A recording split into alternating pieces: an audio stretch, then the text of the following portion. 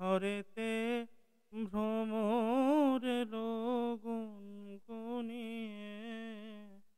আমারে কার দরজাটা খুলুন, দরজাটা খুলুন, দয়া করে আমাকে বাঁচান, একটু আশ্রয় দিন, দরজাটা খুলুন, শুনছেন?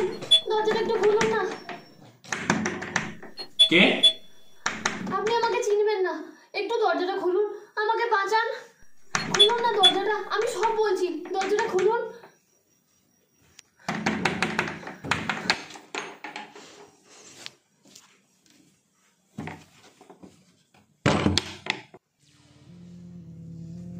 একই আপনি দরজা বন্ধ করছেন কেন? কে আপনি? আমার নাম সুলতা চৌধুরী, আমার ভীষণ বিপদ। ভয় নেই, আমি আপনার কোনো ক্ষতি করতে আসিনি। আমাকে একটা বদ লোক তাড়া করেছে, সে যদি আমাকে ধরে ফেলে তাহলে আমার সর্বনাশ হয়ে যাবে। তা আপনি থানায় যান, পুলিশকে বলুন। অতদূর যেতে যেতে ওরা যে আমাকে ধরে ফেলবে, আর গিয়েও কোনো লাভ হবে না। থানা পুলিশ সবাই লোকটার হাতের মুঠোয়। লোকটা কে? নাম কি? লোকটা একটা গুন্ডা, নাম শেখওয়াত। তা হঠাৎ গুন্ডাটা আপনার পিছু নিল কেন? আমার সৎমা ওই গুন্ডাটার কাছে আমাকে বিক্রি করে দিয়েছে। বুঝেছি। কি বুঝেছেন? আপনি এসে আমার ঘরে ঢুকলেন, একটু পরে আপনার লোক এসে দরজা ধাক্কা দেবে, আমি দরজা খুলে দেবো। দরজা খুলে দিলে তারা ঘরে ঢুকে আসবে, তারপরে তাদের সামনে আপনি কেঁদে কেটে বলবেন আমি আপনাকে ঘরে ডেকে এনে শ্লীলতাহানি করেছি। পুলিশের ভয় দেখানো হবে, শেষে একটা মোটা টাকায় রফা। কিন্তু বিশ্বাস করুন, আমার কাছে এখন 100টা টাকাও নেই। আমি সামান্য গান বাজনা করি, তেমন কোনো নামি আর্টিস্টও নই। আমাকে ফাঁসিয়ে কোনো লাভ হবে না। এই ভয়ঙ্কর বিপদের মুখোমুখি দাঁড়িয়েও আপনার কল্পনা শক্তির তারিফ করতে হয়। তবে আপনি ভুল ভাবছেন, আমি সত্যি সত্যি খুব বিপদে পড়ে আপনার কাছে আশ্রয় নিয়েছি।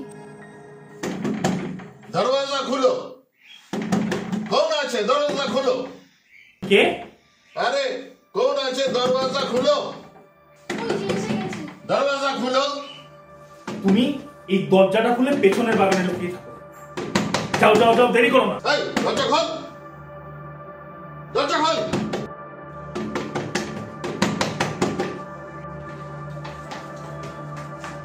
वो कहाँ? কে কাহা? कहाँ छुपा दिया उसको? जल्दी बोल। আরে তুমি কার কথা বলছো? আমি তো কিছুই বুঝতে পারছি না। वो लड़की कहाँ? कौन लड़की? वो लड़की इधर आया, हम देखा। अरे बोला तो इधर कोई लड़की नहीं आया है। अभी बताओ तुम कौन? इतनी रात में हल्ला कर रहे हो, कौन सा लड़की को ढूंढ रहे हो? ए बदतमीज, इतना साहस तेरा? ठीक से बात करो, नहीं तो हम चाचा जी को बुला लेंगे। हमको चाचा जी का डर दिखा रहे हो? तुम पहचानते हो मेरा चाचा जी कौन है? नहीं तो कौन तेरा चाचा जी? एक मिनट रुको, दिखाता हूं। देखो, पहचान में आया? पहचान में साहब। हाँ, मेरा चाचा जी, मेरा पिताजी का छोटा भाई। बुलाऊं क्या उनको? हाँ, बुलाऊं? हरिवास, एसपी साहब। नहीं, हम जाता हूँ, हम अभी जाता हूँ, हम जाता हूँ।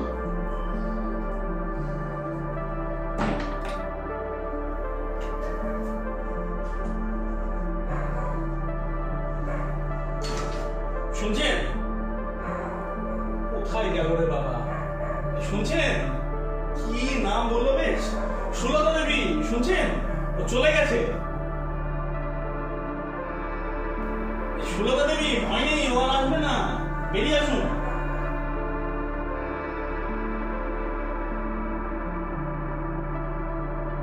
কি করে বুঝলেন যে ও আর আসবে না? ওকে একটা মোক্ষম ওষুধ দেওয়া হয়েছে। কি ওষুধ? বললাম না, আমি ছোটখাটো অনুষ্ঠানে গান বাজনা করি, এটাই আমার পেশা। গত 26শে জানুয়ারি একটা অনুষ্ঠানে গান করেছিলাম, আর ওই অনুষ্ঠানে প্রধান অতিথি ছিলেন এসপি সাহেব। সেদিন আমার গান নাকি ওনার খুব ভালো লেগেছে। গান শেষ হলে উনি মঞ্চে উঠে আমাকে জড়িয়ে ধরলেন। অনেকে তখন ছবি তুলেছিল, আমার মোবাইলেও একটা ছবি ছিল। তাই ওই ছবিটাই ওকে দেখে বললাম, এসপি সাহেব আমার চাচা।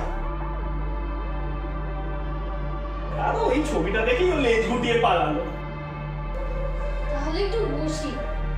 হ্যাঁ, বসুন। কিন্তু যদিও আবার আসে? মাথা খারাপ, বসুন বসুন। একটু বসি।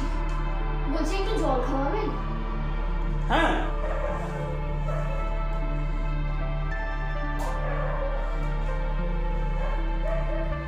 এই,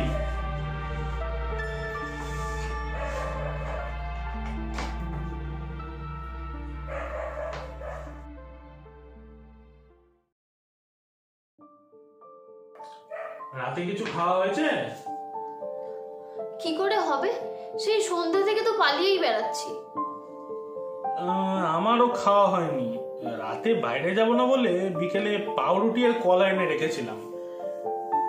দাঁড়ান, নিয়ে আসছি।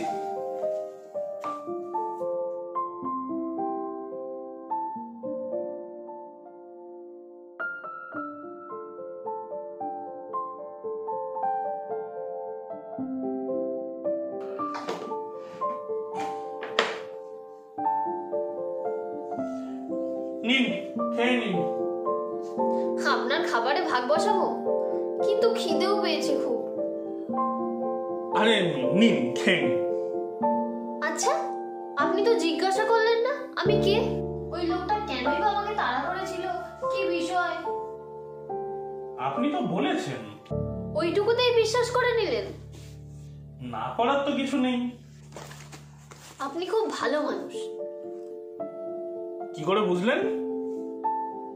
আমাকে আপনি চেনেন না, জানেন না, অথচ ওই লোকটার হাত থেকে আমাকে বাঁচালেন। আর যারা আমার আপনজন তারা... আরে আরে আরে কাঁদবেন কাঁদবেন না। দেখুন দেখুন, আপনার যদি আপত্তি না থাকে, আপনার কি হয়েছিল আমাকে বলুন তো।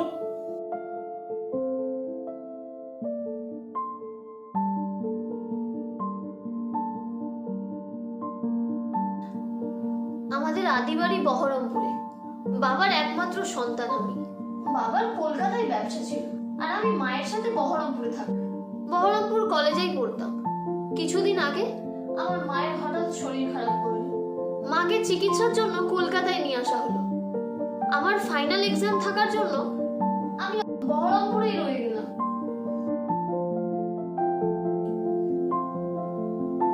একদিন খবর পেলাম মা আর নেই। আমি কলকাতায় এলাম, এসে দেখলাম বাড়ির সব কর্তৃত্ব বাবার বিয়ে অবন্তী শর্মার হাতে চলে গেছে। তারপর অল্প দিনের মধ্যে বাবা অবন্তী শর্মাকে বিয়ে করলেন রেজিস্ট্রি করে। তখন থেকে শুরু হলো আমার উপর অত্যাচার। বাবাও কোনো প্রতিবাদ করতেন না। আমাকে তখন হোস্টেলে পাঠিয়ে দেওয়া হলো। কয়েকদিন পরে শুনলাম বাবাও হার্ট অ্যাটাকে মারা গেছে। সম্পত্তির ভাগ দিতে হবে, এই জন্য অবন্তী শর্মা আমাকে সরাবার জন্য তৎপর হয়ে উঠল। শহরের অনেক ক্রিমিনালের সাথে অবন্তীর যোগাযোগ ছিল। আপনি এই ব্যাপারটা পুলিশকে জানালেন না কেন? আমার যে বাড়ি থেকে বেরোনোর উপায় ছিল না, আমার মোবাইল দুটোও কেড়ে নিয়েছে। তারপর? আজ সন্ধ্যায় ওই লোকটা লোকজন সহ গাড়ি নিয়ে এলো। অবন্তীর ছক ছিল ওই লোকটাকে দিয়ে আমাকে পাচার করে দেবে। ওই লোকটার কাছ থেকে তাই জন্য অবন্তী শর্মা অনেক টাকাও নিয়েছিল। কি করে জানলেন? ওদের গোপন কথাবার্তা আমি শুনে ফেলেছিলাম। ওদের হাত থেকে পালালেন কি করে? ওরা যখন আমাকে জোর করে গাড়িতে তুলছিল তখন আমি ওদের কাছ থেকে ছিটকে বেরিয়ে গিয়েছিলাম। তারপর দৌড়। অত শক্তি তখন কোথা থেকে এসেছিল আমি নিজেও জানি না। ওরা তখন অনেকটা পিছিয়ে পড়েছিল। রাস্তার ধারের সব বাড়ির দরজা বন্ধ, আলো নিভে গেছে। আপনার ঘরের আলো জ্বলছে আর গানের শব্দ শুনে কেউ জেগে আছে এই ভেবে আমি দরজায় এসে ধাক্কা দিলাম। এখন কি পুলিশের কাছে যাবেন ভাবছেন? রাতটা কাটুক, কিছু একটা ব্যবস্থা তো করতেই হবে। আরে কিছুই তো খেলেন না, নিন কিছু খেয়ে নিন। নিন নিন।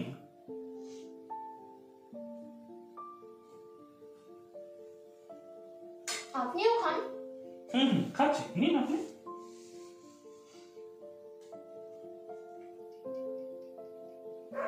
আচ্ছা, আপনার বাড়িতে আর কেউ নেই?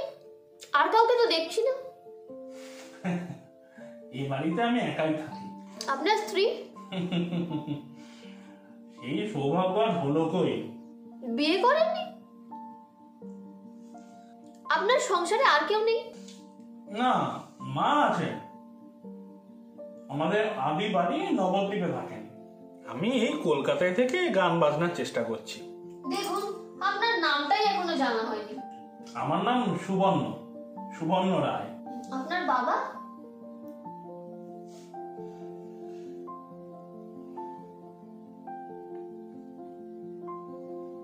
বাবা 2 বছর আগে মারা গেছেন। বাবা একজন নামী শিল্পী ছিলেন। বাবার নাম আদিত্য রায়। আদিত্য রায়? হ্যাঁ, ওনার গান শুনেছি। আমাদের কলেজে সোশ্যালে গিয়েছিলেন। হ্যাঁ, বাবা একবার বহরমপুর কলেজে গিয়েছিলেন। আদিত্য রায় ছেলে আপনি। আপনিও একদিন খুব বড় শিল্পী হবেন। আচ্ছা, কটা বাজে এখন? 3টে। আজ রাতে আমি আপনার ঘুমের 12টা বাজালাম। আপনি আমার উপর খুব রাগ করছেন না? একদমই না, বরং আপনার এই বিপদে আপনার পাশে দাঁড়াতে পেরে খুব ভালোই লাগছে। রাত তো এখন অনেক বাকি, আপনি একটু ঘুমিয়ে নিন না। আমি জেগে আছি। না না বাবা, থাক। আপনি হয়তো আবার ভাববেন যে আপনাকে ঘুম পাড়িয়ে আমি আপনার মূল্যবান জিনিসপত্র নিয়ে চলে যাব। বাহ, আপনার কল্পনা শক্তি তো বেশ প্রখর।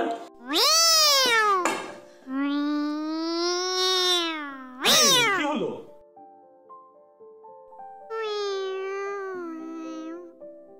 আরে ও তো একটা বিড়াল।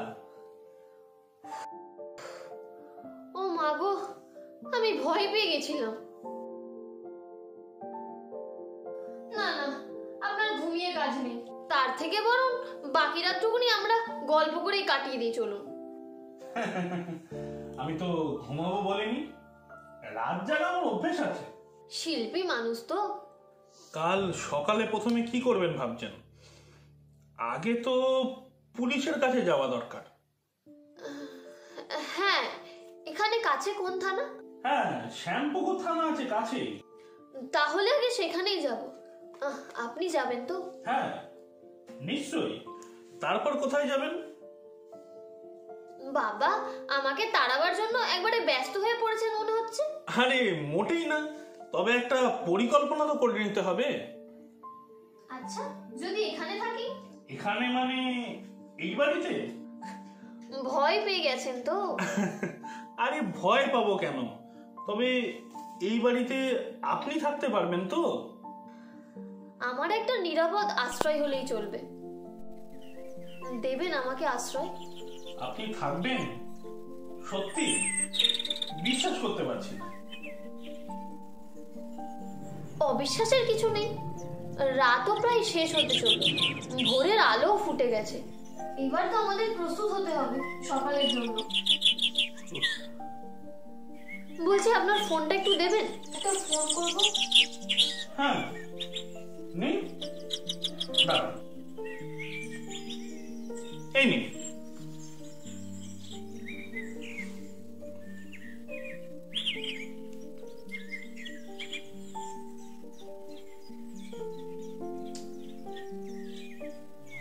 হ্যাঁ, হ্যালো, শুনতে পাচ্ছ? ঠিক আছে, রাখছি।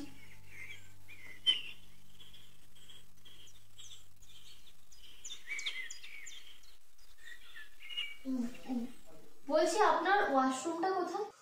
এই তো, এই দরজা খুলে বাঁ দিকে।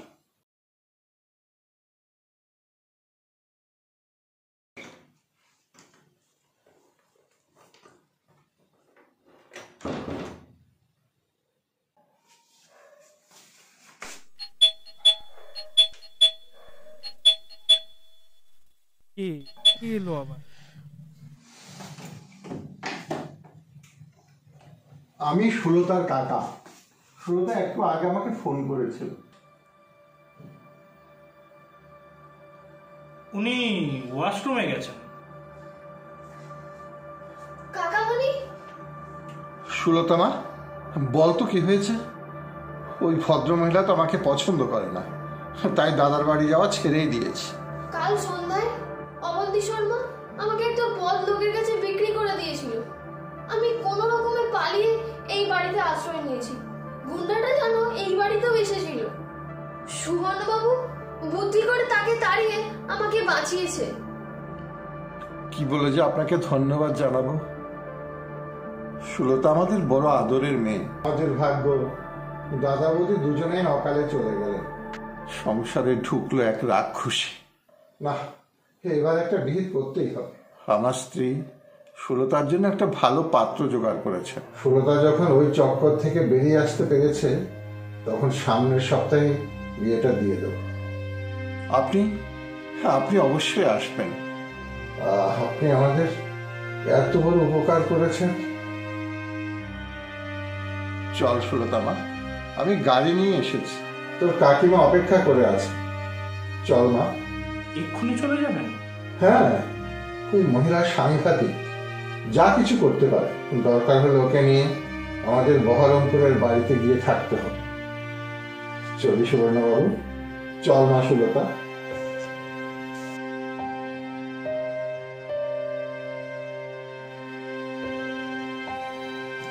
আসি।